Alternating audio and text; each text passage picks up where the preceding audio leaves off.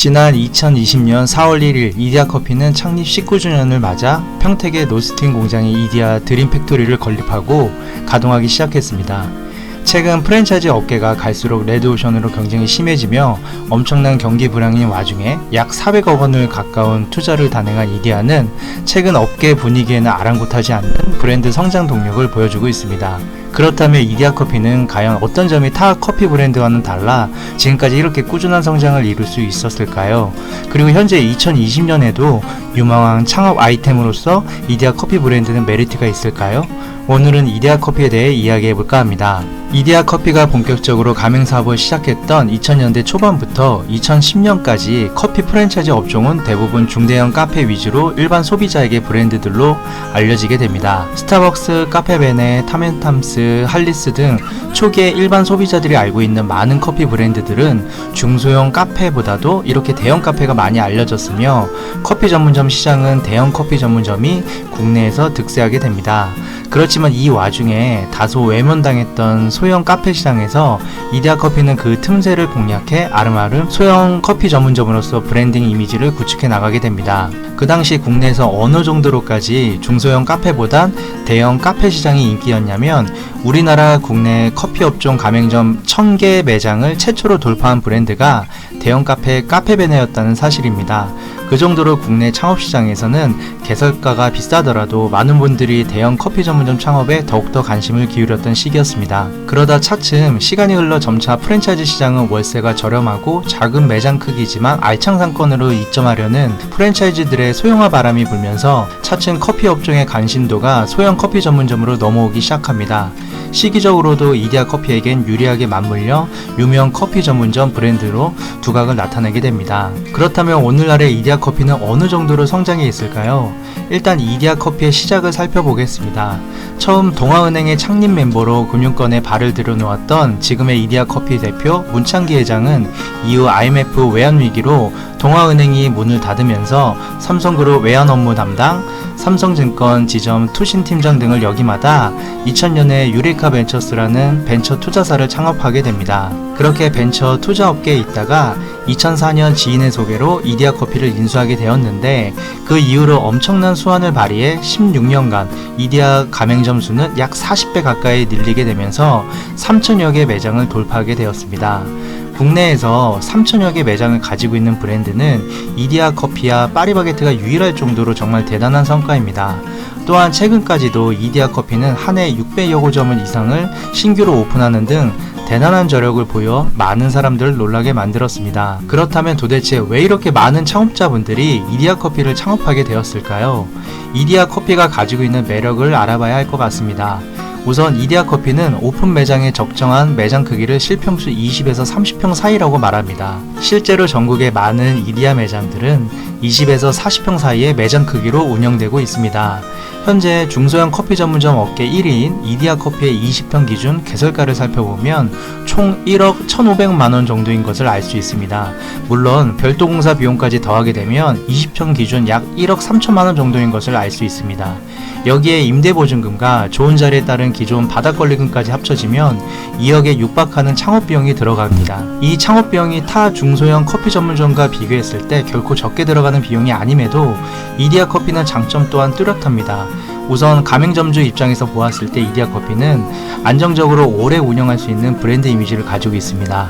이미 20년 가까이 안정적인 운영을 보였으며 현재도 그 어떤 커피 전문점 브랜드보다도 한 해 많은 가맹점을 오픈할 정도로 꾸준한 성장력 또한 오래 운영할 수 있는 안정적인 브랜드라는 믿음을 줍니다.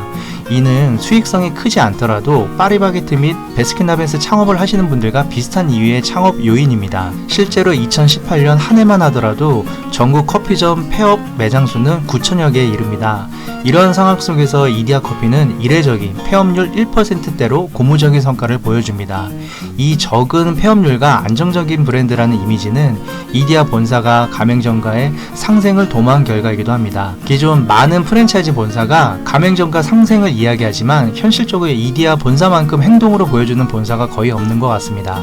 이디야는 2018년도 기준 가맹점주 자녀대학 입학금 지원, 아르바이트생 장학금 지원 등 각종 상생 정책으로 가맹점 대상 100억 원 이상의 기금을 집행했습니다.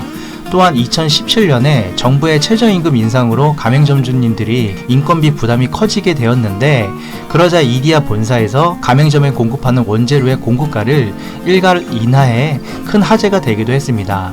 이처럼 가맹점주의 고통을 본사가 떠안는 경우는 보기 힘들었기에 더욱 대단해 보입니다. 또한 이디야 커피는 지난 3년 동안 공정거래위원회로부터 본사와의 분쟁 때문에 시정 조치를 받은 적이 한 번도 없습니다. 이디야 가맹점주는 고객 프로모션, 가맹점 홍보물 제작, PPL 등 모든 마케팅, 홍보 비용 걱정이 별로 없습니다. 모두 본사가 부담하기 때문입니다. 노열티 또한 매우 인간적입니다. 커피 전문점이 기본적인 노열티를 매출 대비 2에서 4% 사이를 받는 거에 반해 이디야 커피는 고정 25만원으로 적은 비용으로 책정해 놓았기 때문입니다. 물론 개별 가맹점주님들 가운데는 불만과 애로사항이 없을 수는 없겠지만 이례적으로 그런 부분이 적은 프랜차이즈 본사가 이디야로 보입니다. 그러면 이번엔 평균 매출 대비 수익을 살펴보겠습니다. 공정거래위원회에서 제공하는 정보공개서에 따르면 브랜드 이디야 커피는 2018년 기준 연평균 약 2억 1,400만원의 평균적인 매출력을 보여줍니다. 이를 12개월로 환산하면 이디야 매장들은 월 매출 평균 약 1,800만원 정도가 나온다는 말입니다.